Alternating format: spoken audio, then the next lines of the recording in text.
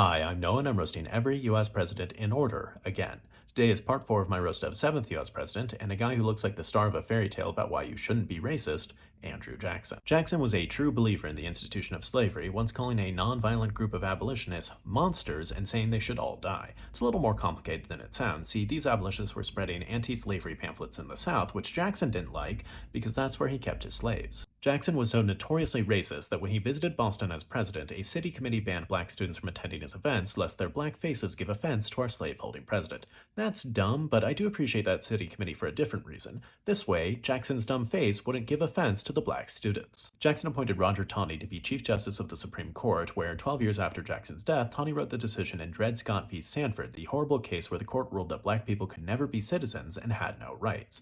I shouldn't really blame that on Jackson, but I just have this gut feeling that he was so racist he could take away people's rights from beyond the grave. Jackson wanted to make Texas a part of the United States and even took the position that Texas had been a part of the Louisiana Purchase, which meant that it was already a part of the United States. It's wild that Jackson tried to claim that we had already bought Texas and were therefore entitled to it. I didn't think he needed a reason to say he was entitled to anything. When a group of mostly Americans declared Texas to be an independent republic, Jackson agonized over whether or not to recognize Texas since it could cause war with Mexico, and ultimately decided not to until he changed his mind and did it on his last day as president.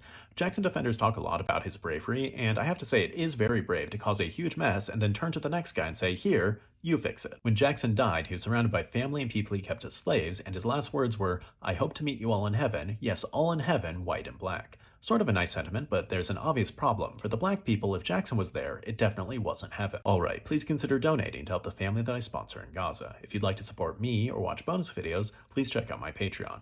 Then let me know who else to roast, and join me next time when I'll be roasting 8th President and a man who looks like he's starring in an all-koala adaptation of Pride and Prejudice, Martin Van Buren.